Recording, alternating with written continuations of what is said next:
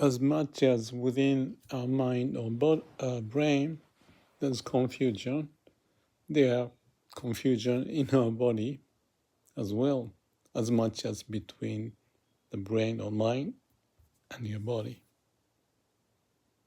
So blockages prevent communication and awareness of what is or what could be happening because of the habitual patterns